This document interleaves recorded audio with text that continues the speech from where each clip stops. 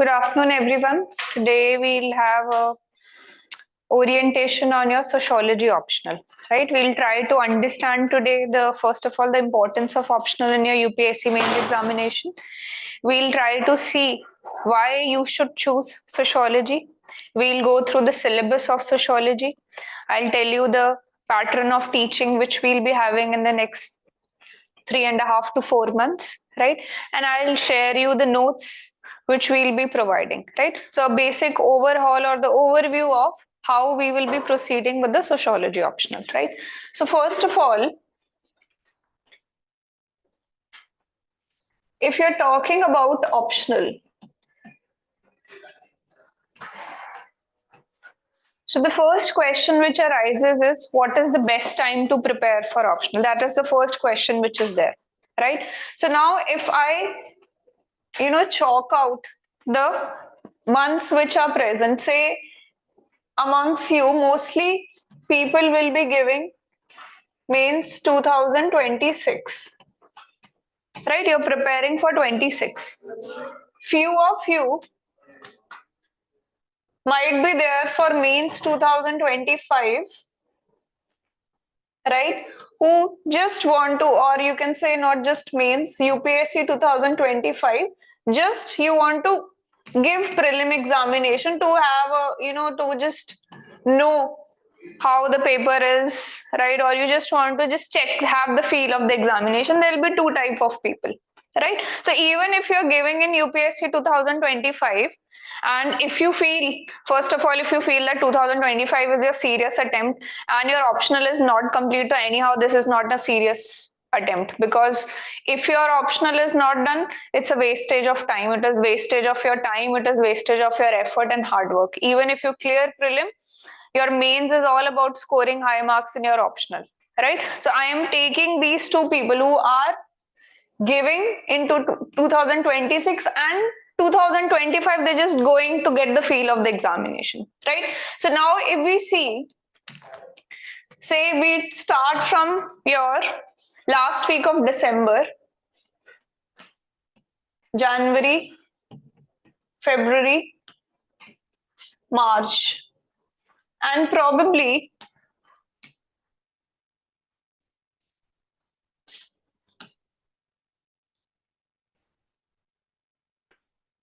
your first week of your April, right? So in these months, right here, just I'm taking 10 days at max, 10 to 15 days. If, sometimes some emergencies there, some off is there, which doesn't usually happen. Usually the syllabus is completed. Last year, this previous batch, we started in the June and we were done by our October end. 31st October, the syllabus was completed, was on time, right? So now, if you start your optional today, by March end, your syllabus is done. You are through with your optional examination. So now what happens is April, May, June, July, August, September, October, November, December. So many months are available for you where you can revise your optional exam at least twice, make your own notes, join a test series, and your preparation becomes watertight, right? So you have 1, 2, 3, 4, 5, 6, 7, 8, 9 months of self-study, right? Now compare it with, I'm not saying depends upon your choice, but I'm saying this I feel is the best time. If you had a chance to go through even your Delhi institutes also, maximum students, they join the optional in November or December only. Somehow in Hyderabad, the cycle is opposite. People usually join in June, but I feel this is the best time. Now, your optional will start in your June or July, right? That is the date depending upon your orientation lectures when they are happening. Now, 4 months, by November, your syllabus will be complete, right? You just have 1 month left for your preparation, because from January to your May 2026, you will have to prepare solely for your prelim examination, right? So just one single month is left for your revision. So I am starting your sociology orientation with this because you need to keep the bigger picture in mind, right? You cannot, you have started your preparation, you cannot keep on thinking let's just complete GS first, right? And then when GS is complete, then in June or July I'll join the optional. Most judicious or the right or the wise decision will be join right now, right? And I have given you with an example why I have created this calendar type of thing to show you that 9 months will be where you can be very proficient in your optional examination. If you are aiming for 280 and 310, aiming, I would not say aiming, this is the bare minimum marks you should get if you want to have a top rank. If you're getting 230, 240, you're already out of the race. And can you expect yourself to be getting 280 to 310 in just preparing in December itself? You cannot, right? Optional subjects are such that they are graduation subjects basically, right? People do BA, MA in Socio, Anthro, PSIR, right? You cannot expect yourself when your background is not humanities background. Most of the students, when I see in UPSC, most of them have background in sciences only, right? Some might be there in commerce, and even if they have a humanities background, they've not done those subjects beforehand, right? So you cannot expect yourself to know everything about the optional in just 1 month. Self-study is important. After classes, self-study is the most important thing, right? Where you read that chapter again, where you try to understand, where you try to recall what you have already learned in the lectures. After you understand, you have understood all the things, then you take time to revise those things, and then end point will be you make your own short notes, right? I had a note making sessions previously here in RC Reddy, and I explained that the notes should be in a short form, and that short form notes will only be there when you have revised it at least 2 times, right? You do not want to replicate which is already being given by me, which is already been told in the class. You want something short. I'll show you how short notes are to be made, right? So if we talk about the best time,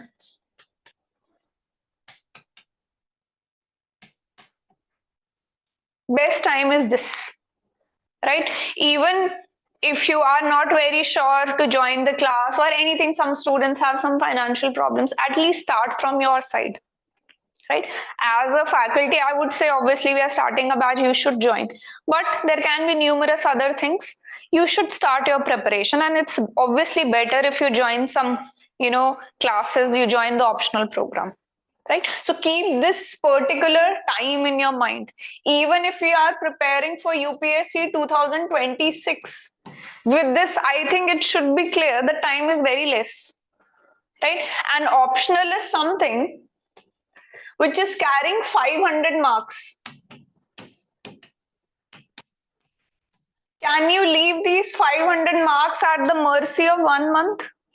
Just December or November being left with you to revise it? No, you cannot. It is very essential part of your syllabus, right? This makes or breaks your chance of clearing the examination, getting a good service, getting a good cadre.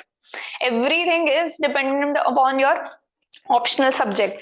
And there is a good amount of syllabus, paper 1 and paper 2.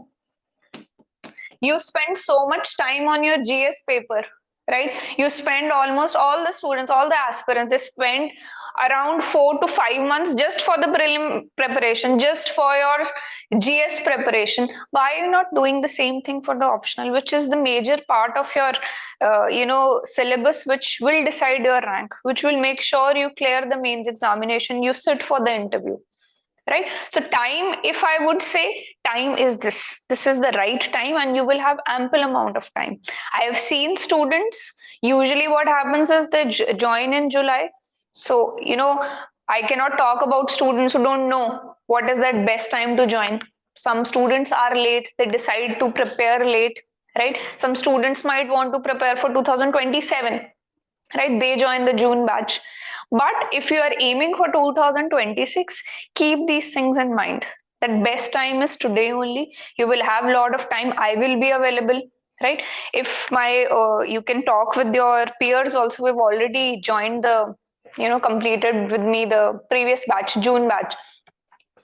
So now it's not just these 3.5, 4 months I'll be available. I'm available after that also. There are students who had written 2024, paper, full length paper, and I have checked the entire paper. We have spent around 1 to 2 hours just discussing that paper in a one-to-one manner, right? Not that I'm just explaining in the class. So again, these are the students who are aiming for 2025. So they just have 2 months till they are taking, benefit that, okay, I will be there, I'll be helping, I'll be hand holding the entire time, your preparation. But time you have to choose, time you have to decide, right? Today only you do one exercise, go back, chart down the entire months, right? Try to see when your GS coaching is ending, right? When do you plan to join? How do you fit in the optional examination? And GS also, if you have just joined in November or something, I think that also will be over by February, March or April, right? So imagine you have 9 full months of self-study. You have time where you can approach the faculty, you can ask questions, you can write answers. In the last 2 months, how do you expect yourself to be doing answer writing also and doing revision also and making self-notes also? Right? So not possible. So time is this. Now next come, first we have seen that what is the best time to prepare optional. Right? Best time is the period during November or December. Right? We'll be starting the batch in December. Right? Now next is importance of optional. Right? And next we will discuss why sociology. Right? Why you should choose sociology as an optional. What is the USP of this optional examination? What is the importance of this exam, optional subject? Is it easier? Is it tough? We'll discuss all these things, right?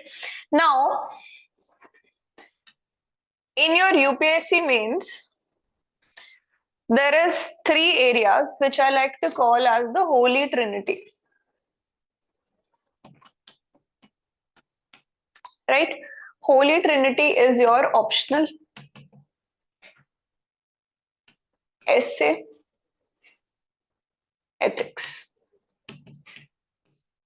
These are the 3 areas where your maximum marks will come, right? If I'm talking about optional, 280 to 310 marks will come from here. Ethics, people have been scoring 130 to 135. Essay, people have been scoring 150 to 160 marks. Right? So these are the 3 areas which are the high yielding areas, which need the maximum focus of your preparation. Right? And if we talk about optional, it is one area where if you are proficient, so these 3 areas are where your maximum marks lie, right? Essay if you're talking about, or ethics if you're talking about, you still have certain idea, right? Say if you're talking about essay you might have written in your college time, in your school time, although it's very different when we come to your UPSC, but some idea is there how to write an essay, what is an essay, right? And anyhow, when if you are a student here at RC Reddy, I only take up essay. So essay, I will show how the major content will come from your GS only. You don't need to prepare from some separate book or something like that, right? So essay still you will have some base. Similarly, ethics also, right? Some part governance, you know what is RTI. At least you have an idea what is governance. Polity also you will cover that particular part. You know what is work culture, right? Few theories obviously of ethics you will have to cover. Now, in this 3 important areas, optional is something where you are. So optional is something where you are clueless, right? You're starting something from scratch. You don't know what is sociology, right? You don't know what you need to cover in sociology. You don't know that, say, if I'm talking about caste system, what is the origin of caste system? Caste system is a very important part of your paper too, right? If we are talking about women issues, if you're talking about patriarchy, what is the meaning of patriarchy, right? What different thinkers have talked about it, right? Then, if we're talking about sociology and we are doing Indian society, or we are doing the Western thinkers, what is the difference, how to compare between them? So a lot of things are there for which you are clueless. You have not read it somewhere, right? You did your graduation in your own subjects, in your, engineering or in your medical, but you don't have any idea about this humanities subject. So now that is why the focus has to be here. Any optional subject, if I'm talking about any optional subject, 3.5 to 4 months of classroom teaching plus minimum 6 months of your own self-study is needed, right? You cannot skip this self-study part, because here when I'm teaching, when I'm explaining the concepts, when I'm explaining the theories, next part of the preparation is where you go down, sit, and you see if you have gained something out of it, if there are certain doubts.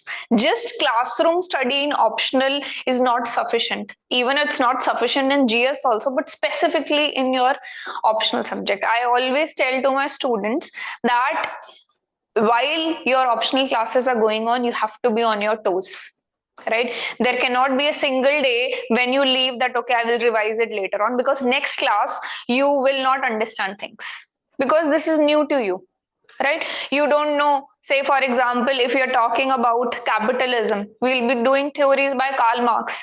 You don't have any clue about Karl Marx. We'll be doing theories about religion. We'll be doing theories about family, right? I'll discuss the syllabus also. You don't know these things. So revision every day becomes very important. You always have to be on your toes that tomorrow this further topic will be discussed. So I will revise today's class. And once the syllabus is complete, then I have to again revise that particular thing, again go through the notes, right? Again, I have to go through the class notes. I have to meet, you can meet me. I'll be there for Tuesday and Thursday. I'll be giving you my Telegram number. Anytime any problem is there, even after those 4 months, you're more than welcome to ask, right? And remember that when I am taking your optional, right, it's where I will be helping you till the time you get your rank. You are more than welcome to come any point of time. Even if you don't clear, God forbid you don't clear in your first attempt, next attempt also you can come and ask, right? Like I take an example of, this year's ranker Dheeraj is there. He has been in contact with me since 2021 and he got his rank in 2024. Right? There has been a constant, and any mentee of mine has been, or he has attended my optional subject, or I have the other institute I have taught. So what happens is, any of the student which has been my student, till the time you get a rank, my support will always be there, right? You, any point of time, even if it is GS, even if it's optional, it's not that I have completed my syllabus, then I'm not reachable. And I understand that optional is something that you will need certain help after the completion of syllabus also, right? So these things you should keep in mind, and that is why you should start early right now, right? Now, so focus has to be there, because you are starting from your scratch, right? So this is the importance of choosing optional here, because your marks will come from here. A related part of your optional is that if I am choosing sociology, what benefit do I get? Right? What is the benefit? So first benefit you can see is there is a lot of overlap. Right? Lot of overlap of the syllabus. It will be beneficial in your essay. It will be helpful in your Indian society. This year, Out of 250 marks, paper 1, 80 marks have come from your Indian society. Indian society, and this year people who didn't have any background in sociology found it difficult to answer. It was tough. The questions in Indian society were tough, and in the coming years we are expecting that instead of history and geography, this will remain the main focus, right? Then social justice part in your paper 2.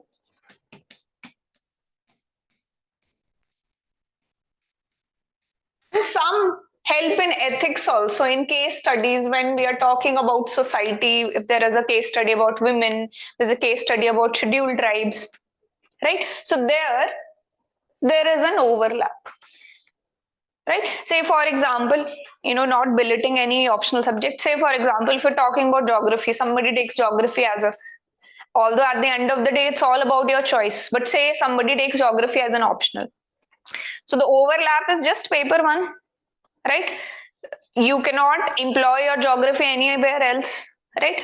And at the end of the day, if you see geography optional syllabus, its syllabus is very vast, right? So sometimes people who take optional examination also, their GS is also not that good, right? Because it's a difficult optional subject. It needs a lot of time, right? So first of all, there is an overlap. These areas will become much easier. So while you're preparing for sociology, you are preparing certain parts of GS also. It becomes easy for you, right? Then important thing is, which is a kind of attraction for student, syllabus is very short and concise, right? Any optional subject, if you take most of the optional subject which started in June, is still going on in December, right? Still the syllabus is getting completed, right? So mostly they will take 6 months, they'll take 5 months. First of all, the syllabus is short and concise. Secondly, I give printed notes. So my classes will be purely about teaching you, not wasting your time in, write this thing, write this particular thing. So there also time gets saved. And I'm not saying it as boasting or something. I don't think so. Any optional subject in anywhere in Hyderabad is giving printed notes. They're very well researched notes. These are notes which I first of all handmade during my preparation from different sources, right? And now they're concised in a printed form. I'll show you a sample also, right? So our timing of the optional will not be lingered on to 6 months or 5 months that you don't have time. I want that I complete the classroom teaching, right? And secondly, we have time to interact also. We have time to do one-to-one interaction also, right? So syllabus is very short. Today, just go back and see the syllabus. Very pinpointed syllabus. If you have any confusion with other optional subject, that should I take this optional subject or should I take, just see the syllabus. Very short, right? And if you see the PYQs also, every year same kind of questions are getting repeated, right? So your preparation becomes very easy. At the end of the day, it's not about which subject you took, or in GS1 you got more marks, in GS2 you got more marks, or option. At the end of the day, you just want to maximize your marks, right? Nobody is going to ask you that, okay, what was your optional subject, that, oh wow, you took such a difficult subject. No, you want to make your life easy, right? This syllabus is very short. I'll show you in few minutes, right? Very short syllabus, very pinpointed syllabus, very concise, very precise, very doable in your 3.5 and 4 months. 4 months. And when we are talking about 4 months, the structure of the program is such that it's not just classroom teaching.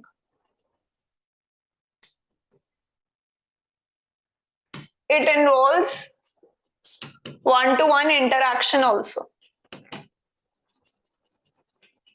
After the class, you take time on the Telegram, anywhere, one-to-one interaction will be there. It includes your classroom tests also. So it is a kind of a combined thing where teaching plus tests are already there. So you don't need any extra test series also. As we move in our syllabus, say 1 block or 2 blocks are complete, we will keep on having small mini tests. 5 question tests will be there, right? You will be given time to revise and 5 questions will be given. We'll discuss the test in class, and next you will come one by. So last batch, if you ask, after the test is done, you are given time and you can get it checked. We will sit across each other. I'll check it at the showing you the paper itself, that okay, this is the mistake. It's not just I'll check, give marks, or we are outsourcing somewhere that somebody else who is preparing for the exam is checking. I will be only checking and I'll be discussing your paper, right? That how to write, how to introduce your answer, what is the shortcomings, and also what are your strengths in your answer writing. So it's not just classroom teaching, it will involve all these things. Test series, one-to-one interaction, or you can say a personal mentorship kind of thing.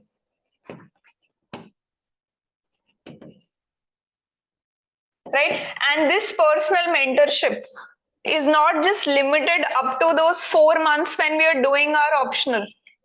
Right?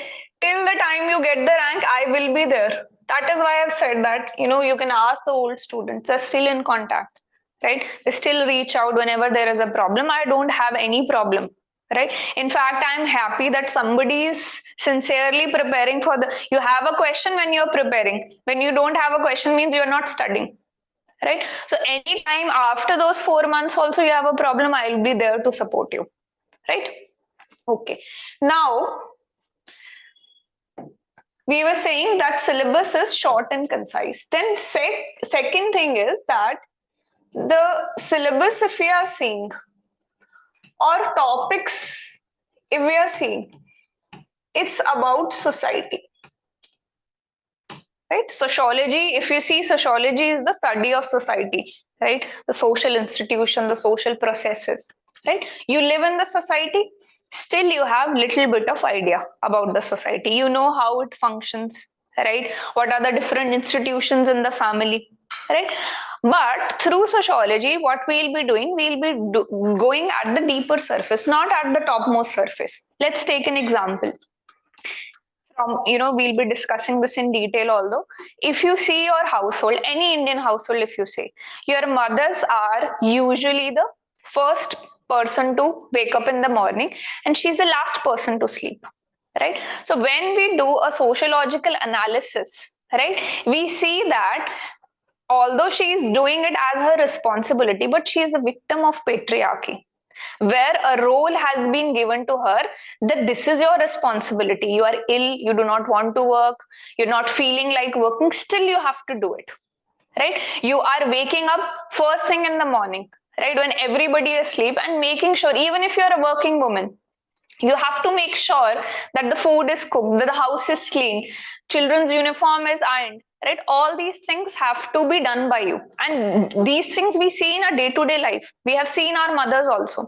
Sociology is trying to understand these things which might appear like common sense, like normal in the society. Like, it's fine if my mother is waking, it's kind of a responsibility. But in sociology, we do a deeper analysis that why this is present, right? Why this is happening. Right? So this is the purpose of sociology, which makes it very interesting, right? It's not mugging up of facts. It's not you're mugging up maps, right? You're learning where particular river or mountain is there. You're not reading about history part where you are just mugging up facts that this archaeologist said this or this. You're just trying to understand your own society better. Right? You're trying to see that apart from the surface level, at the deeper level, what is the problem? Right? Take another example. In India, most of the girls, right? The statistics are such that 75 to 80% of the girls in India are anemic. Right? So now this is a health statistic. But if we see it from a societal perspective, we see from the sociological perspective, the reason is that in India, if we see, there is a son preference. Right? Son is given, it's a society where son is seen as who will be carrying on the legacy of your family, who will be the next person. Right? Now, what happens is, usually in the households, I'm talking about households, low socioeconomic background household, we already have very limited resources. So they would want that good nutritious food, or even if, say non-vegetarian protein diet is coming into the house, it is given more to the male child, less to the women child. Combined with your, obviously your biological makeup is such that every month you're losing blood. right? Combined with those societal thing and your biological thing, the women are anemic in India, right? They are being given less food, right? And it's a reality in your socioeconomic background. Good thing to eat, if comes in the house, it is given to the male child, right? Girl child is afterwards. And even if you see small things in the society, once you start reading sociology, you'll start seeing the society with a very different perspective, right? Say some guests come into your house, right? Your mother is working in the kitchen, right? Usually what happens is, whatever guests are there, only the lady members, they'll get up and go to the kitchen, right? Male members will usually sit there only, talk about it, nobody will help. So it's kind of an inherent thing. It is known as a gender role, that you have decided as a society that working in the kitchen is only about women, right? So lot of very interesting insights about the society we will get to know. In fact, our few initial lectures, we will just go beyond the syllabus. We'll try to see these interesting things in the society so that you have certain interests at the start itself, right? I don't want to just straight away start with the syllabus. 2 to 3 days, we will just try to understand the society. What is the makeup of the society? Why this is present, right? So these type of things we will be doing, right? Another example, if I'm trying to convey how sociology is interesting, say for example, caste system is there. Untouchability has been banned by the Constitution, Article 17, right? But we will find out that in our society, there is a hidden form of untouchability still there. If you see in your household, there will always be utensils which are kept separate for your maids, anybody who is coming to pick your garbage. You usually don't use the same utensil. I'm not saying every household, right? So this is a kind of your hidden form of untouchability, right? Some students told me that in Ashok Nagar, when they're looking for PGs, they ask your caste also, right? So although we say there is no caste in India, right, these small things, they convey that it is still present in your hidden form. Take a recent example. A few days back, Gukesh, he has become the youngest chess grandmaster, right? So in India, the maximum amount of search on Google has been about what is the caste of Gukesh, right? So it directly conveys, right? It tells those people who say caste has ended in India, caste is not present in India. It's still present, right? It is still not a equal society, right? Yesterday, a few days back, a student, right? So when we see as a society, we always think we live in urban areas, we see a very small sample size, and then we say that, okay, society has progressed, caste is not there. I have a friend who is a Dalit, he has a good family. We were just seeing a very small sample size. Through sociology, we'll dig little deeper. We'll try to understand what is the reason behind it. And it becomes very interesting. And trust me, after sociology syllabus is done, you will see your society with a very different perspective, right? You will start analyzing things at a much deeper level. You will not just take it as a prima facie that, okay, my mother is working in the kitchen, it is normal, right? Or if utensils are kept different, it is a normal thing. What is that? It's about hygiene. No, it's not about hygiene, right? You also go to the washroom, you also sometimes carry a garbage, you don't have a separate utensils.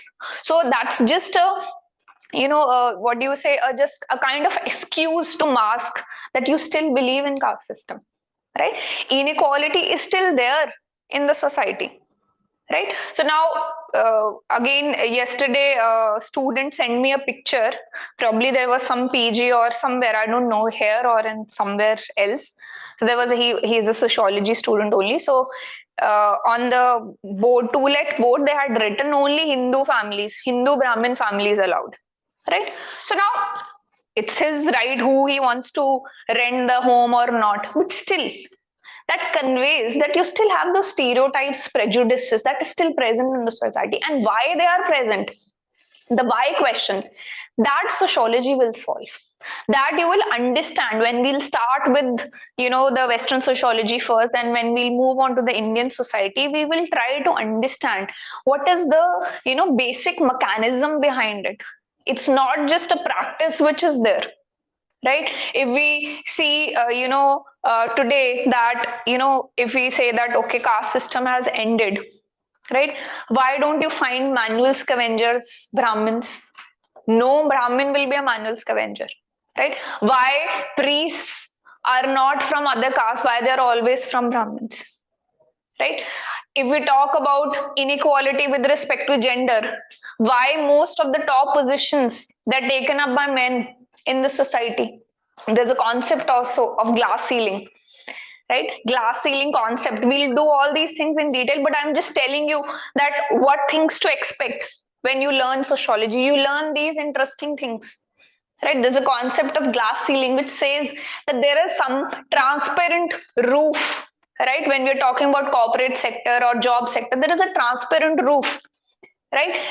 Above which women do not rise, right? May it be any corporate sector or any business. Above that, most important things, most of the CEOs, most of the major shareholders, they're mostly men, right? So these concepts we try to understand, and these gender equality, they are also explained through, there's a concept known as pink collar jobs, that there are certain jobs where there is an unsaid rule that only women will be there. These are known as pink collar job, nurses, teachers, secretaries, right? Where the mindset is such that women is more caring and nurturing in nature, and that is why similar kind of job will be there for her, right? There is a Hindi movie also, English was there, in which Sri Devi says that when women works in the kitchen, it's her responsibility. When men work, they are called chefs. It's called art, right? Nobody calls our work as an art. So these deeper things in the society, you understand through sociology, which makes it very interesting. Sociology is such a subject which will be helpful to you even when you become a civil servant.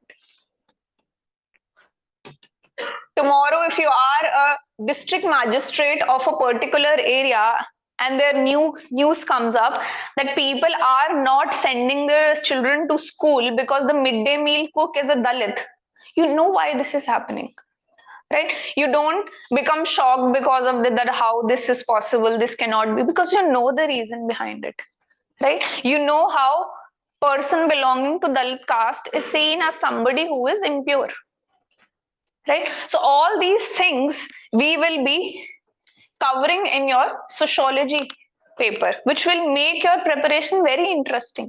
Very, good insights will be there. When we will start with your thinkers, major part will be thinkers. We'll talk about first Karl Marx.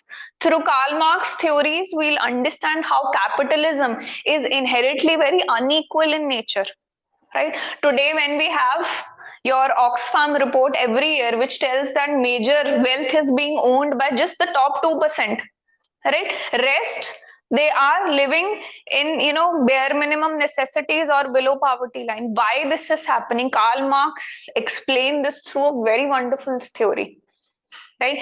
Karl Marx is one person who did his studies in 1800s, and it is still relevant today. Right? It is still, you can relate it to the income inequality which is there, where on one side a big businessman is spending around 200 to 500 crores on just a wedding, and on the other side there are so many people who do not have 2 square meals for them. What is the reason behind it? Marx explained this. Karl Marx explains through his theories that why this is happening, and that is why his theory is still relevant today. Right? Then we'll move on to other thinkers. Like, don't worry about the names. As we move forward, these will appear very simple to you. Amal Durkheim, he talks about religion. Why religion came into being, right? What is the source of religion? What is the function of religion?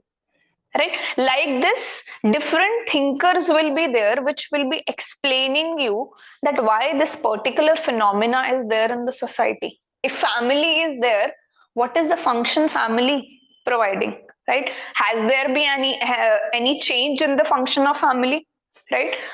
If you're talking about marriage also, has there been any change in the function of marriage, right? So all these things we will be covering in your sociology, which makes it very interesting, very simple to understand, right? We will not go, we are not covering those things that they are just useful for clearing exam. It will be a kind of a lifelong lesson for you, right? It will be a kind of thing where you will be learning things which you'll apply in your service while you are a civil servant. You'll apply it in your life. You'll try to, if I talk about male students, they become more, what do you say, more concerned, or they become more known about the women issues also. They try to see it from the other side also, right? So now these things will be unraveled while we cover your sociology, and we will do it in 4 months. That is the two main, if I talk about the main USP of sociology, that why you should, if I am selling sociology as an optional, selling as in just using it as a metaphor.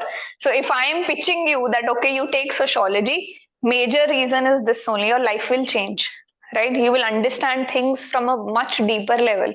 You'll understand the life's processes. You'll understand why inequality is there, right? You'll understand why so much prejudices, why so many intolerances there in the society, right? Today we see most of the wars right now which is going on, it is on the basis of religion only. Any part of the world if you pick up today, it's about your religion. We'll try to understand how an institution which was based just to tell you the way of life has turned into a source of conflict, why this has happened, right?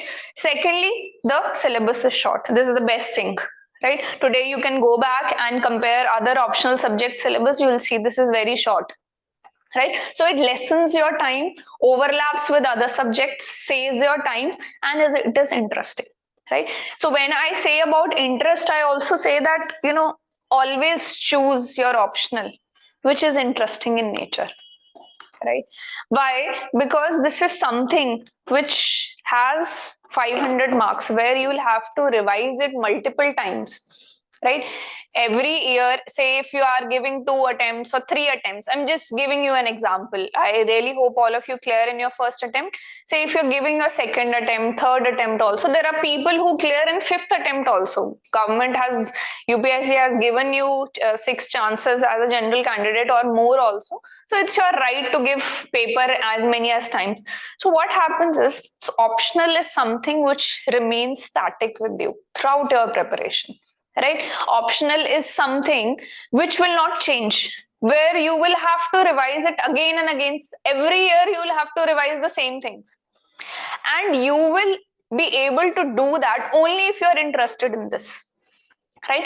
If I give you if I give you a novel, right, which is very interesting in nature, where out of which you learn something which makes your life better, right?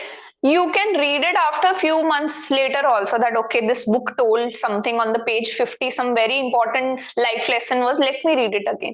But if the book is boring, you will never pick up that book again. Probably you leave it half away, that such a boring story, I'm not getting anything out of that, right? Don't let that happen with your optional. You should have a genuine interest, right? It's like a contract of marriage, where you should be absolutely in love with the subject, right? Like in marriage, you should be in love with your spouse to make sure that this becomes a lifelong relationship. Otherwise, if conflicts are there, if you're not understanding, if it is boring, right, you might have to change your option. You don't have the privilege. Some people do change. I'll give you my example.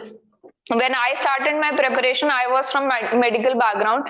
So most of the people, seniors, they said, okay, you have a science background, take up geography, right? So I thought, okay, theek I'll take geography because all the people it is very technical. I started my geography preparation. Within 20 days, I realized it is not my cup of tea. I won't be able to read this again. I found it people find it interesting. No harm in that. But I found out that this is not my calling. Right? Then I went through syllabus, zeroed upon sociology, and sociology has been something which has made me learn a lot of things. Right? Even if somebody is frustrated fighting with me, I always tend to understand from where that person is coming about. Sociology gives you that sense.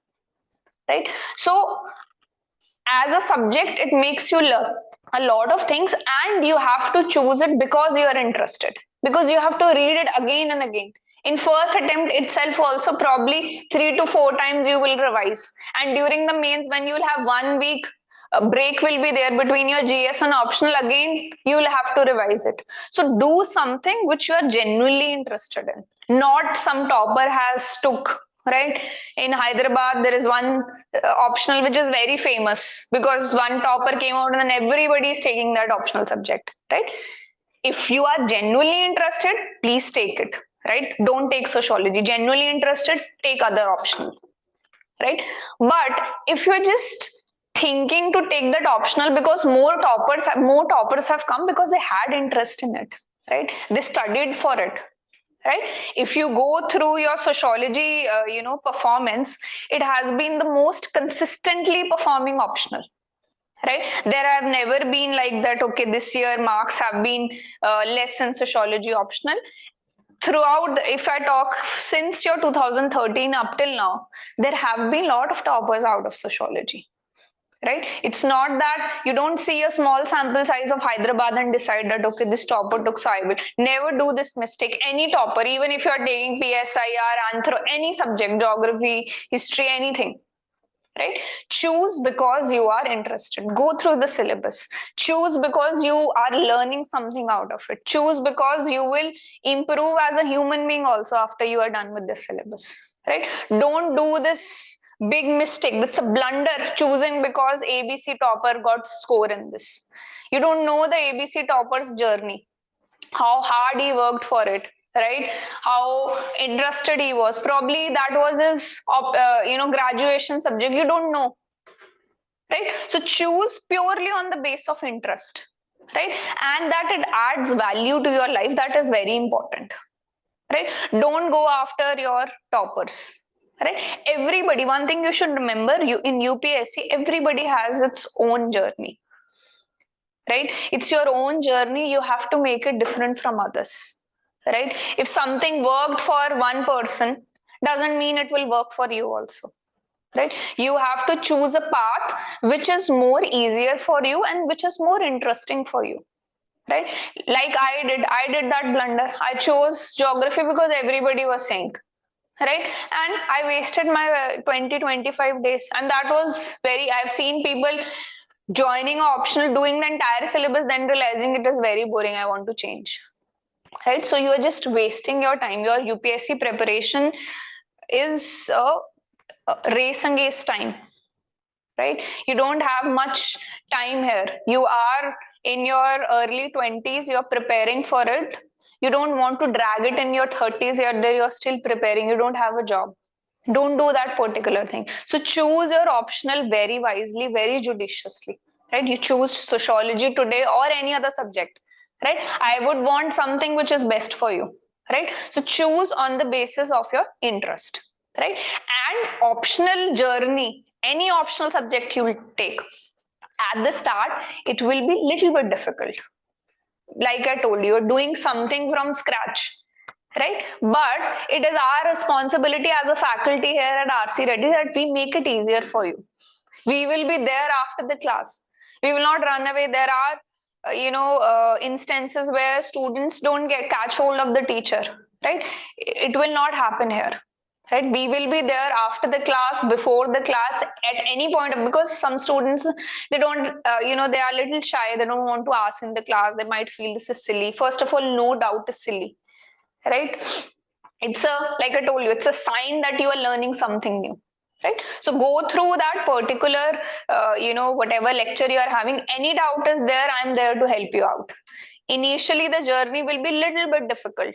Right, it is for everyone. Any topper, even if you ask first ranker, second ranker, you ask me, it is little tough at the start because you are starting something very new. History you have done in your entire school life, you have done geography also in the entire school life, you have done constitution, you have studied here and there in your your that particular civic science or something like that. But optional is something you started very new, provided it's not your graduation subject. So I will be there to help you out.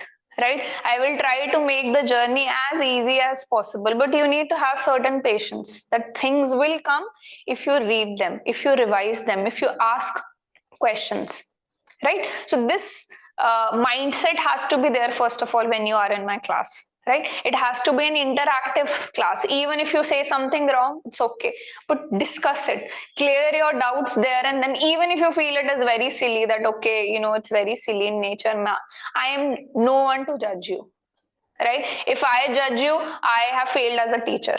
A good teacher never judges, right? Only by asking question you learn something, and that's my job, to clear any minutest of the doubt which is there in your mind. It should be clear, and we will make sure during our classes, right? Okay, now we'll move on to see a little bit gist of the syllabus.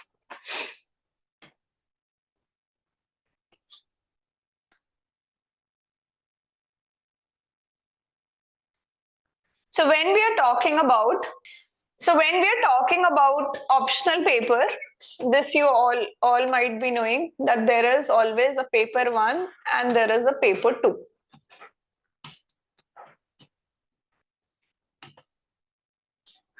So paper 1 is usually from the perspective of your Western thinkers, right? Why?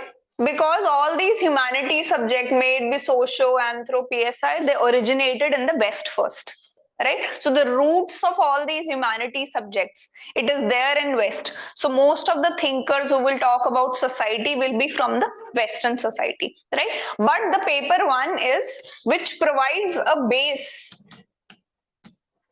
or foundation to paper 2, where we will study Indian society.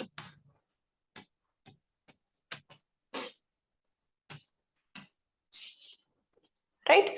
So here paper 1 is very important because it provides a base. Say paper 1, there is a block about your family, marriage and kinship.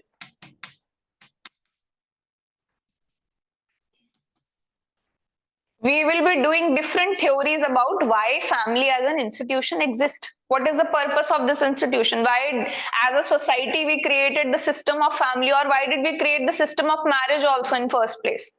Right? Why, as we progress? So if you see your early civilization, the concept of marriage was not there. Society was very promiscuous in nature, right? You could have multiple sexual partners, right? It was not a taboo. But with coming up, or with the progress of the civilization, institution of marriage came about, right?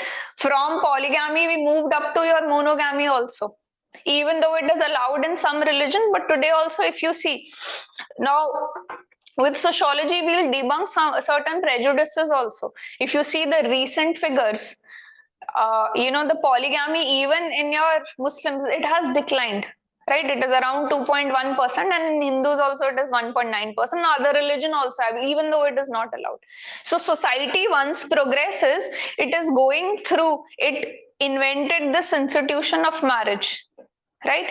And over the times, previous systems, if you see in your ancient medieval, people used to have many wives, right? Even if you see the religion of Islam, why 4 wives were allowed? Because at that particular time, people used to have many wives, so they put a stop that, okay, up till 4 only, right? So these things we will see what is the rationale behind it, right? Because there is a chapter of religion also. We'll try to understand what is the basis of different religions, what are the foundations of these religions, right? So this base of why family is there, why marriage is there, right, will lead to your foundation for paper 2, where we will study family system in India,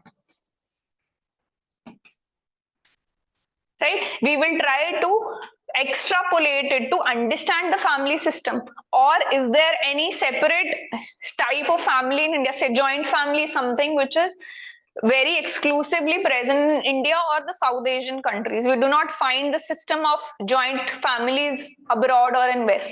So we will try to understand why, right? Why this certain particular type of family is present in India. Or we will try to see in the modern times how single parent families are also emerging. Even same-sex couple families are also emerging. Same-sex marriages are also emerging. Why it is there in the contemporary societies, right? Has live-in relationship replaced the institution of marriage? All these contemporary things we will be doing in paper 2. Right? Although paper 1 we will also be linking with current affairs, but your paper 2 is mostly your contemporary, dynamic and Indian society. Now, one thing before I move to the syllabus, one thing I have to tell you that nowadays linking of current affair with optional, may it be any optional, and specifically with sociology, it has become very important. Right? So in my class, we will not only just do the static part which is given in the syllabus, we will try to connect it with the current affairs also. Like there is a topic about work and economic life in paper 1 we will do. Right? Today, just do one thing, go through the syllabus once. Right? Once we have discussed it, just go through you should be having certain idea which chapter will be coming afterward. So now in that we learn about your work culture, we learn about the informal sector, formal sector, how there is inequality in the labor market. Right? Now, last year when we were doing, this year itself, Narayan Murthy has said that 70-hour work should be there. Right? So we will try to understand how this current affair news, it can be linked with the present working system. Right? Or if we talk about gig economy today, how can we analyze it from a societal perspective? So in the class, we will not just do, this is a static part.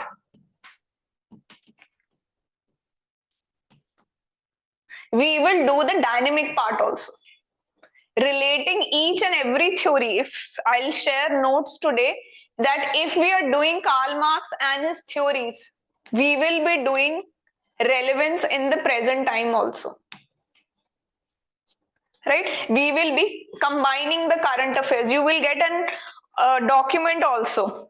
I've prepared a 70, 80 pages document throughout last 1 year, whatever has been in news and how it relates to sociology will be given. That's one document. I don't think so it is available anywhere. So I have prepared it with a lot of hard work. Around 5-6 months I've collected news, gathered information from various research paper, and it's a very well researched current affair is there. Because if you add the dynamic part in your paper, static part everybody will be adding. Once current affair perspective come in your paper, what happens is you are bound to get more marks than the other students, and we will make sure that in the classroom teaching itself we are discussing the current affairs. Say if we are doing the religion chapter, nowadays we find out lot of god men are emerging. Right? A lot of these babas and all these people, they are emerging in the society. What is the reason behind it? Right? So that is a current affair part, apart from the religion, origin of the religion theories we will be doing. So we will see this current perspective that if we are trying to understand that, okay, these god men are there, which are, some of them are defrauding people, they're frauding people also. Right? But why are people following them in such large number? What is the reason behind it? Right? That current affair part we will do in your sociology. Right? And we will combine it with the syllabus. Right? In fact, sorry. In fact, when we will be doing your thinkers part, this part, sociological thinkers, right?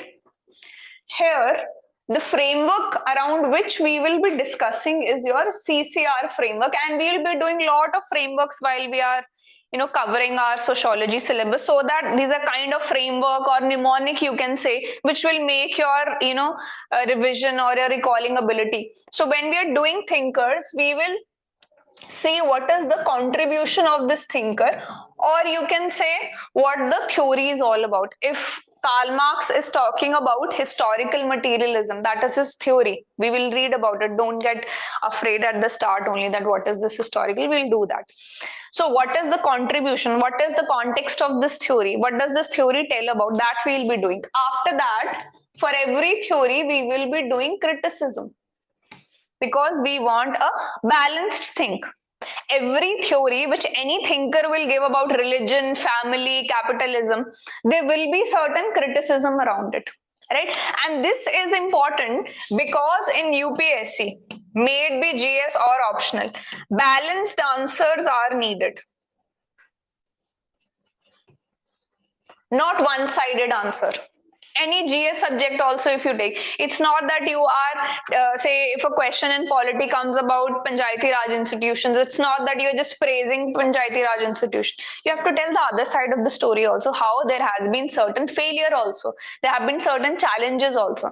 So even when we are doing these thinkers, we will first know what is the theory, then we will cover criticism, right? How this theory has been criticized. Every theory in any optional subject you will take, it will always have certain criticism. This is this is about your any field. If you say, even in the scientific world, in the humanities world, some theory comes up, always there will be certain criticism that these things are lacking in the theories, or these things are not covered, so that we can have a holistic view about that particular theory. We know what are the loopholes in this theories, we know what are the problems with this particular theory, right? Say for example, Karl Marx, in this theory historical materialism, just giving you a simple example, he says inequality in the society will be abolished when we move on to your,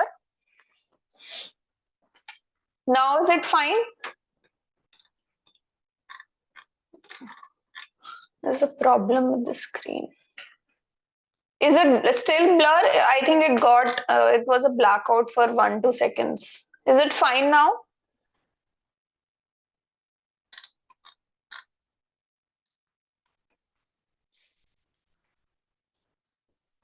Yeah. So he says that in society, inequality is there, right? There is a rich class, there is a poor class, there is a lot of gap between those things. I'm just telling you in very layman simple terms.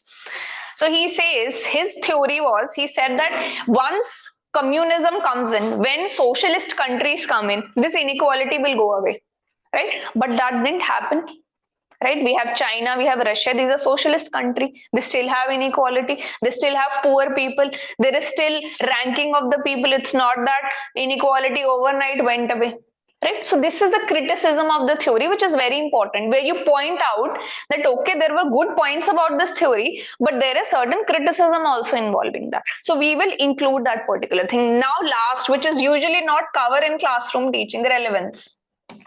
Relevance is your contemporary times, how this theory is applicable. If tomorrow you read about Oxfam report, you have to tell that okay, this is relevant to Marx theory. Marx already talked about inequality, in the economic inequality in the society. Oxfam report is also telling the same thing, right? Or the percentage of people below poverty line, they have increased, right? So Marx also talks about that over the time, more and more people will be pushed down the poverty line, more inequality will increase, right? So it means it is relevant in the present times. We are connecting it with the current affairs also, right? So this will be framework when we are covering sociological thinkers. We have Karl Marx, Emile Durkheim, Weber, Parson, Merton, and Mead. Right? Now, this forms the major chunk of your syllabus. Your thinkers is something where you should be very proficient. Your 50% of the syllabus will, your 50% of your questions will come from here only, from thinkers part, right? And thinkers are important to understand the entire sociology also, right? To understand the topics in paper 2 also. They will keep on repeating, right? They're not just limited to this part. When we'll do other blocks also, we will see that these thinkers, they are relevant here, right? But at the start, usually, they can be little difficult to understand. So we will start with simpler topics first. I don't want you to be burdened with thinkers at the first, where you don't have clue about what is sociology. So we'll start in a very slow manner. We'll start with easier things. We'll try to understand certain interesting things about sociology in the first few classes. Then we'll move on to your sorry. Then we'll move on to this topic. That is the first block. sociology, the discipline, how sociology came into being. Why did we need sociology as a discipline, right? Then here, this part, scope of subject and comparison. Every optional subject, this topic is very similar, where we compare socio with other social sciences, anthro, economics, history, how it is different. Right? So this is very simple part at the start we'll see. And sometimes sociology is referred to as common sense also. We'll try to debunk this myth that sociology is not a common sense. It has proper theories. It explains things. Right? So first block is very easy. It is basically about the origin of sociology and its characteristics, basically, if I have to tell in simple words. Very simple part, right? Now, although these next two blocks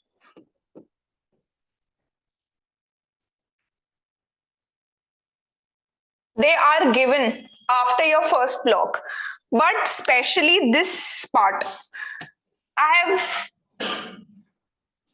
designed the lectures in such a way that it makes sense to you. Right? Because this part, research methods and analysis, this is best done after all the topics are clear. Right? You understand the theories, then you try to see what are the research methods used to come on this conclusion. Say you are studying on family, right? You'll use certain research method, you will interview something, right, somebody, or you will have a case study of something, or a questionnaire you will make. Now, you have to give an example here.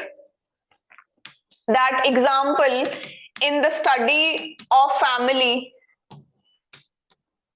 done by, say, you don't need to remember the name, G.P. Murdoch, he used this research method. Now you don't know who is G.P. Murdoch, you don't know what is this theory of family. So it doesn't make sense you start reading about research method and analysis. So this part we will do at the end. When you know about all the theories, then we will see what are the methods employed to come on the conclusion on the theory.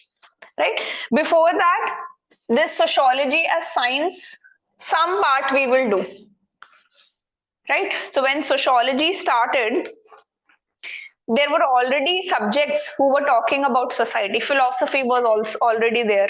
Aristotle, Plato, they were already discussing about how society is there, why family is there. Right? So now at this point of time, sociology wanted to project itself as a separate discipline. Right? So what it did was, at that particular time, science was very important. Science was emerging at that particular time. So it tried to project itself that we are also a science. It is not a common sense. We are using certain analysis, right? We are doing proper research like science only, and then we are coming to conclusion. So this part we will discuss. It's also a simple part at the second. Then third, we will move on to your thinkers, right? Major lectures will come from here only. Right? Although you can see thinkers are there, right? In one line they have written, but each thinker will take around 3 days, 4 days, one thinker will take to complete, right? And if we are discussing the previous year questions also, maybe more also. This is one part where I want to concentrate the maximum. And here also, these three thinkers, they are the most important, right? These last three thinkers, there are very less theories of which we have to discuss, so they'll be little easier and they'll be done in a very quick manner. Not quick, I am not saying I'll rush I mean the topics are very small, so it won't take much time here. But the base or foundation is formed by these thinkers, right? Then we have a topic of, now we have discussed how sociology emerged, right? We have discussed how sociology did your different research or how it is a science, and we have discussed different thinkers also. Next, we'll come on to the application part, right? Like one topic is stratification and mobility. We'll try to understand why there is ranking in the society. Stratification is ranking, right? If we are talking about caste system, it is a system of stratification. If you're talking about class system, it is a system of stratification. Race-wise, racial system. So why these stratification systems are there? Why they have been ranked like that? Or even if we talk about gender also, that what is the reason why women has been given a lower position? Right? Say, for example, there's a very interesting theory. There is a sociologist by the name of Shula Smith Firestone. We'll learn about her.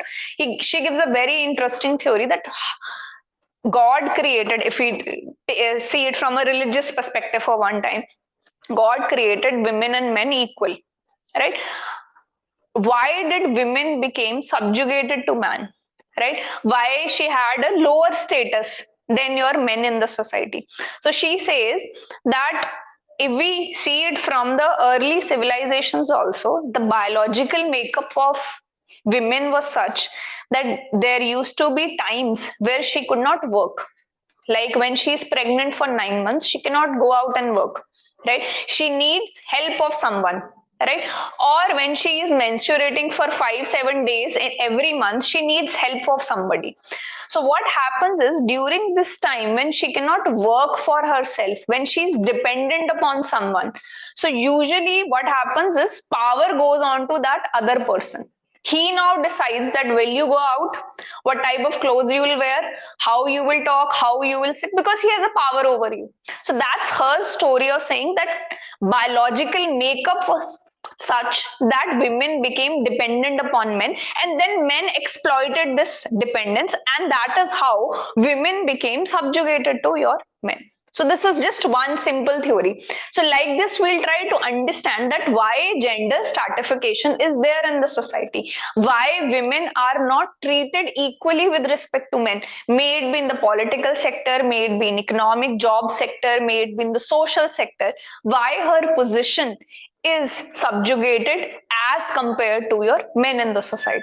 Right? There are facts and figures. This is not something I'm speaking. There are statistics. Labor force participation of women is much lower than men. Why it is there?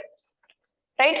If we talk about political sector, why women MPs are so less?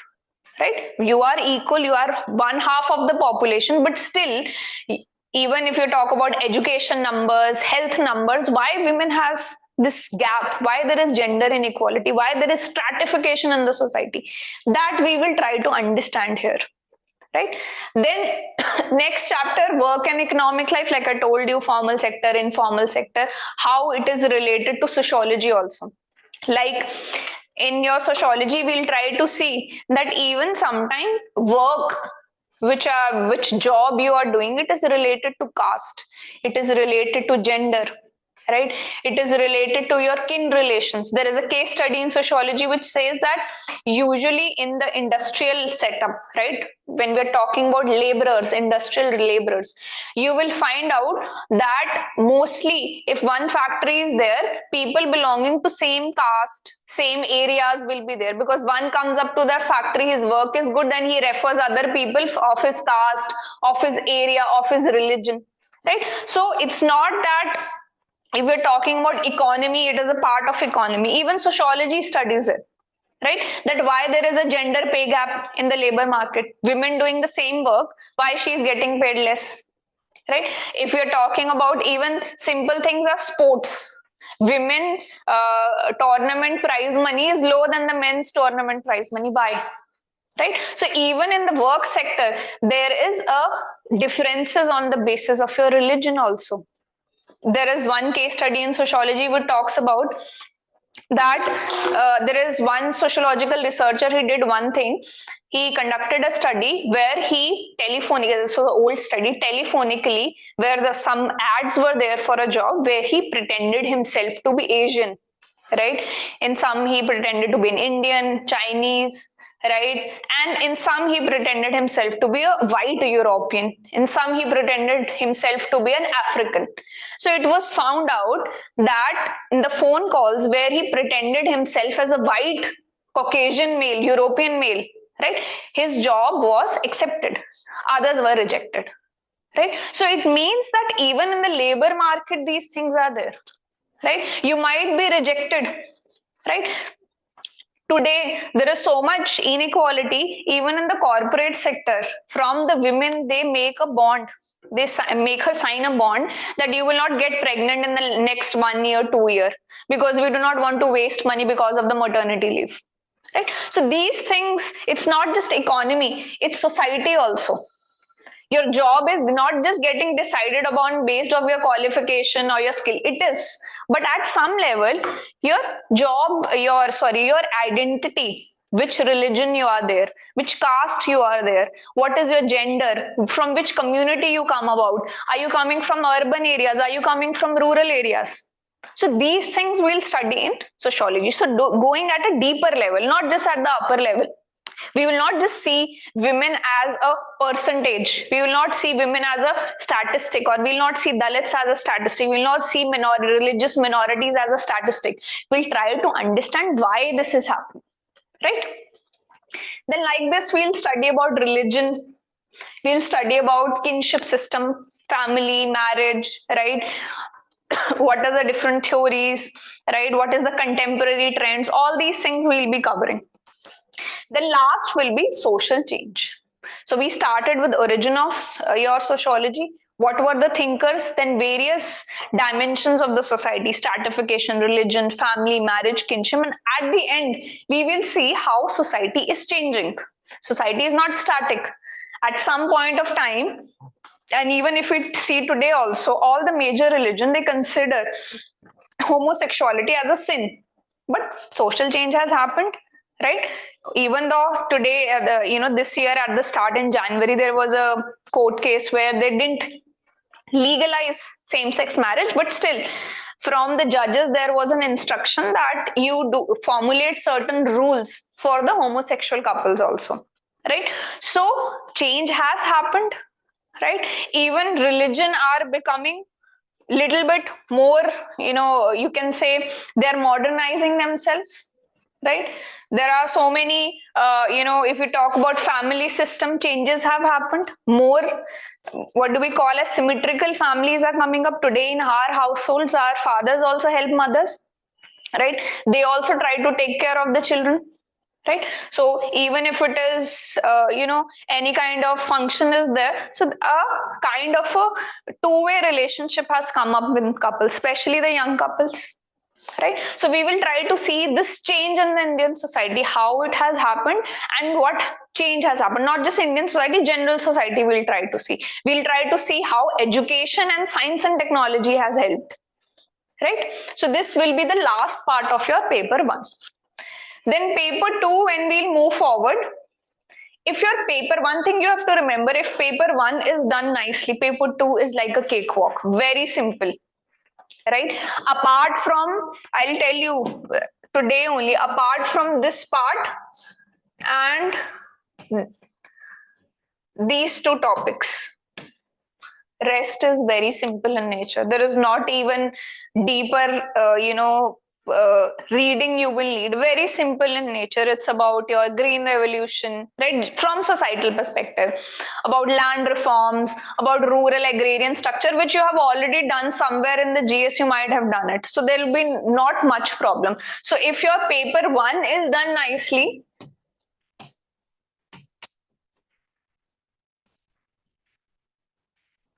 paper 2 will be like very simple for you, very simple. These will be the only topics where you might have doubts, where you might want to ask question. Rest are very simple in nature, right?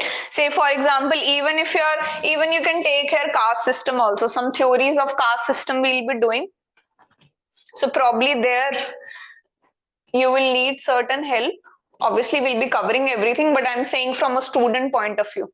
Right, there are certain difficult topics, there are certain easy topics. So paper 2 is something which is easy. Now caste system will be something where we'll do few theories which might feel not difficult, but something new will be there, right? Other than that, very simple things. Tribal communities you already done. In your polity you will do, in your social Indian society you will do, right? Then social classes in India: agrarian class, industrial class, middle class. Then system of kinship. Family, we have already done kinship marriage in paper 1. We'll just try to see it from the Indian perspective. Again, easy. Then religion and society, already covered in paper 1.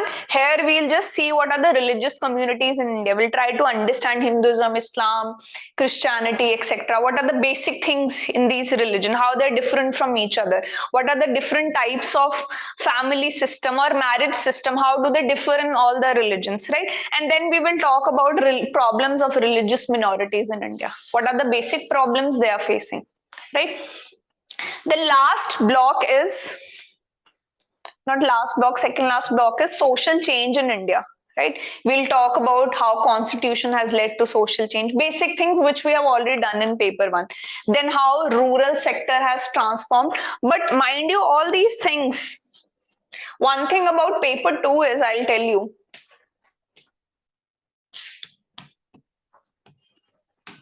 paper 2 appears like GS, but it is not GS. We have to cover it from sociological perspective. Now, I have done a lot of research. There is no one single book for paper 2, first of all, right? Mostly what happens is paper 2 is the easiest, but people score the least marks in paper 2 because they do not have sources. They write answers which are more GS types, right? Say, for example, if the question comes about your green revolution, right? What are the benefits or what has been the changes with green revolution brought in the society? You don't have to talk about high yielding varieties. You are not interested in that, right? How much wheat production or rice production happened. That is not related to sociology. It's a probably an introduction you can write down, but you're more interested in your, what do you say, societal perspective, what happened. So one thing, a few things I'll tell you, like how do we approach paper 2. So with green revolution, what happened is there was certain section of your caste, agricultural caste, right? Say, for example, in Punjab, there is a caste, if you have certain knowledge about caste system in India, there is a caste in Haryana and Punjab, Jat caste is there, right? In your UP, Bihar, there is your Yadavs are there, Kurmis are there. In your southern India, Reddys are there. So these were the castes who were agricultural castes, right? And these castes, they had the maximum benefit out of your green revolution. They experienced social mobility during that time. Although agricultural caste, right, it comes at the second last level in caste system. Agriculture caste is Shudra caste. One thing we'll see, Shudra and Dalit are different, right? Usually people confuse. Shudra is different, Dalits are different. So they used to be Shudra caste, but after Green Revolution, their position in the society increased because they got more money, right? So these things we will cover in Green Revolution, not what is the production of rice or grain which happened. We will do it from a sociological perspective, right? One another thing which was seen, that after Green Revolution, land became very important. Because if you have land, you will become rich. So with this, what happened is mobility of women was controlled. Why? Mobility of women, if I have to explain, when you have land, you want to pass it on to the next generation, right? Now, in that rural background, if you want to pass it on to the next generation, it means that you should have a legal child or legitimate child which you can pass on, your legacy can be passed. So because of that, control on women increased, that you will not go out of house, you will stay here, with the sense that probably she'll run away or she'll have children from other person. That was the mindset at that particular time. So we'll try to see how women's position went down after Green Revolution. She was restricted that you stay at home only. Now we have become rich, you do not need to work outside. This was also seen in after Green Revolution. So we will see these perspective. Usually people, why do they score less? Because they start writing like a GS answer, right? In the notes are very elaborate. They have been covered from EPW, from various resources, research paper. You don't need to go outside anything, right? So I will make sure that in fact in paper 2 you will score more than your paper 1. It's easy, it's a low hanging fruit. I don't know why people score less in paper 2. If done properly, if done from a sociological point of view, it is very simple in nature, right? Okay. So like this, in your paper 1, there was politics and society. I think I missed out. Similar things will be in the paper 2, but from an Indian perspective. right? Then social movements in modern India. This is also very important part of a paper too. We will see the various social movements which have happened. Peasant movements, women movement, Dalit movements, OBC movement, environment movements, all these things we'll be doing. Again, from a sociological perspective, right?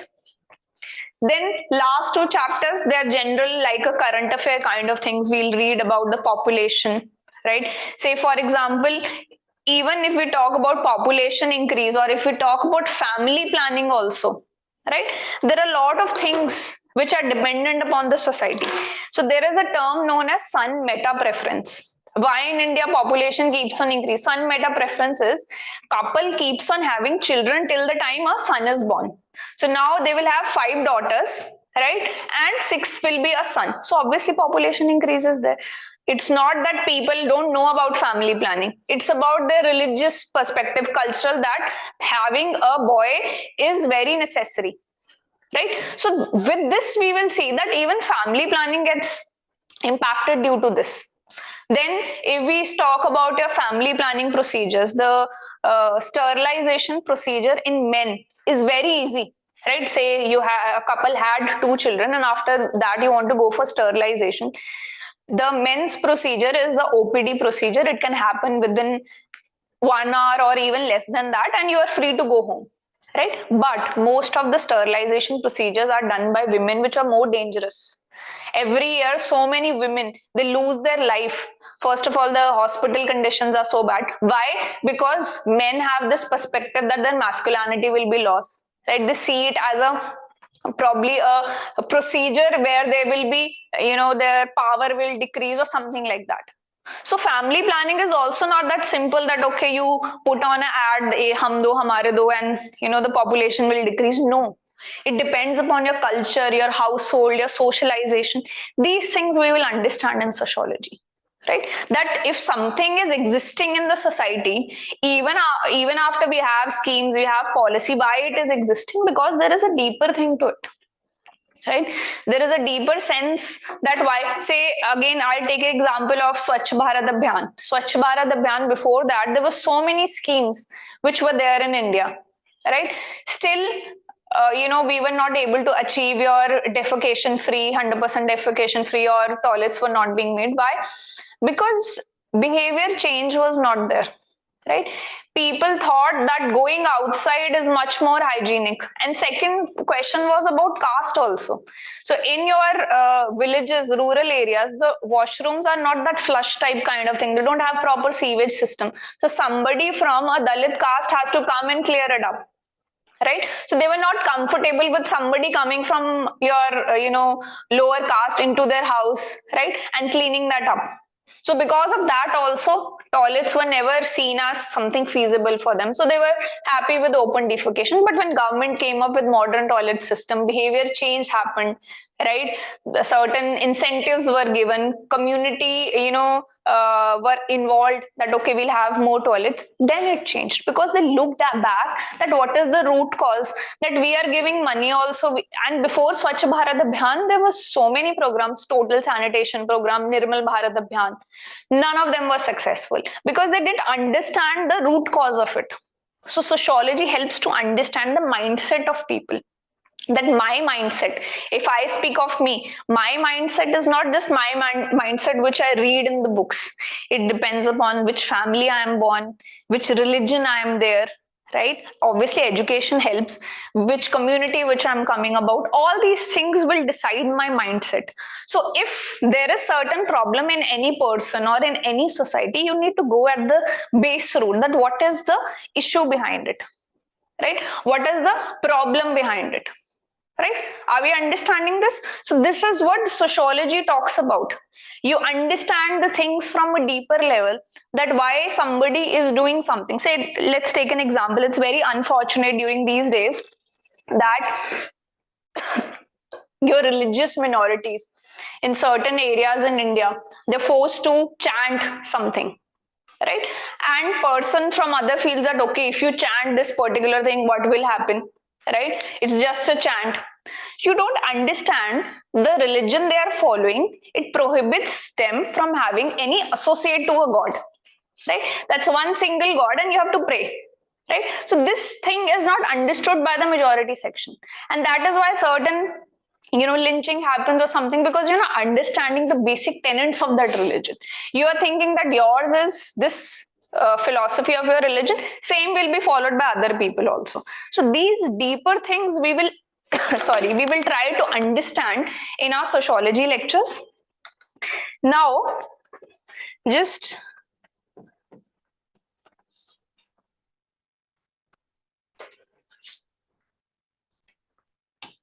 quickly I'll show me get over with the class. So this is like Karl Marx I was telling about, the printed notes. So sources for sociology, they are very diverse. IGNOU, Harlumbus, Ritzer, all the things are there, but you don't need to study them. I've already read from different books, done a work much easier for you, and confined them into 50 pages, right? Every source is there. You will not feel like studying book from here. Everything is explained. Rest we'll do in class, obviously, right? So in this 50 pages, everything is covered. You don't need to refer any other books, and even diagrams, flow charts, etc. Everything is given so that you can easily understand, right? It will be kind of interactive notes. It's not just writing things. There will be diagrams and flow charts, etc. Right? So every notes very comprehensively researched will be there. Paper 1, paper 2. Right? And paper 2 especially. Most of the students who have not taken my classes, they message me about this thing only, that we need paper 2 notes, because no one has provided a concise one-stop solution for that, but we will be giving all the notes for paper 1 and paper 2. Then with respect to your sociology and your current affairs. So again, this document is there. So if you see the index, right, all the news like say live-in relations, same-sex marriage, surrogacy, then Zomato during this start of the year, they had this policy that we will, for the veg food, we will have different rates, and then it was cut down. So we will try to see it from a sociological perspective, why it was done and why there was a backlash. So like this caste system, Dalit politics, so any news which is there, Oxfam report, farmer suicide, farmer movement, we will try to see it from the your sociology perspective. Question of hijab and choice, we'll try to see, right, why there has been a backlash from both the sides, that okay, dress has to be same, other says no, it's a choice. So we will try to see it from a sociological perspective, that what is the reason behind this particular thing, right? So like this, these will be the part of your notes which will be given, and then after every lecture, these are handmade notes by me only. These flowcharts will be given. This entire politics and society, there are theories of power. So theories of power takes around 2 days, 2 lectures. So everything has been concised into 1 page, right? You just have to revise from this particular thing. So notes, personal mentorship plus classroom reading plus your help till the time you are giving the mains or you're getting a rank, I will be there to help you out, right? So today go back, see the syllabus, try to process whatever we have done today, and take your call. We are planning to start it in the I think in the next 1 week or 10 days time, we are planning to start the sociology optional. More quickly you will decide, more quick the batch will be formed, and we'll start with the lectures, right? Now anybody from the online section, any doubt is there from here also? Any doubt? If you want to ask something. Is there any NCERT for this? NCERT not required, don't worry about it. We'll go in a small manner. NCERT is there for sociology, but again, not of much use. 11th and 12th is there, but we prefer here only. You will read also, but you will not understand much from there. Anybody from the online here? Anyone? Any doubt is there? You want to ask something? Yes. From online, please ask, otherwise we'll end the session. Will you be able to share syllabus? Yeah, syllabus I'll share. Yes, there is if you want to join, there is, in case you are joining late or whatever, this group is there, is Sociology with Shilpa. right? This is separate group for sociology on Telegram, right? And if you want to see it for the UPSC, then just replace sociology with UPSC. You'll just get an idea about the things we are doing, right? And if you have any doubt before joining on Telegram, this ID, just message me, 𝑠0390, right? Just message me up any doubt you have, right? Or I am available Tuesday and Thursday in RC Reddy from 11:30 to 4:30. You can come and ask before joining if you have any doubt. How is anthro different from sociology? Okay, this question is there. See, anthro is more about the ancient civilizations, right? It has part of the tribal societies. Evolution is also a part. Even your DNA makeup is also a part. So it is more about your primitive societies. When we talk about sociology, it is more about contemporary societies, right? Modern societies. In fact, your sociology as a discipline, it is known as a child of modernity. When modernity came about, sociology came about, right? Although we still study a little bit about the origin also, religion and primitive societies, a little bit, right? But anthro is more in the primitive sense, right? About the starting of the mankind, starting of the civilization, right? Here we are talking about now. Right, we're not talking about the genetic makeup of man. We're not talking about DNA of the man. Right, we're not talking about the, even in anthro you do about what is this, makeup of the skull and all these things are also done. We are not doing this. We are doing what is here right now in the modern society: family, kinship, marriage. So although it's your choice at the end of the day, this is more relevant to the modern times to understand today's time, right? And a little bit more interesting, but at the end of the day it is your choice. Class timings, I'll have to confirm, but I think it will be in the morning only. 11:30, 2:30 is your GS, right? So I think 11 last batch we had from 11:30 onwards, 2 hours classes there, 2 hours or 2.5 hours. So timings will be that. Other than that, I would like you to make a decision fast, because early you join the batch, early we'll start with the batch, right? Anything else? Rest you can, I've written this 𝑠0390. You can just give a personal message here, join this Telegram group if you want to know something more about sociology. And today I would suggest you to go back and see the syllabus once again, right? Yes. Syllabus copy, they'll share it on the group. You will just go through it, right? Okay, thank you so much.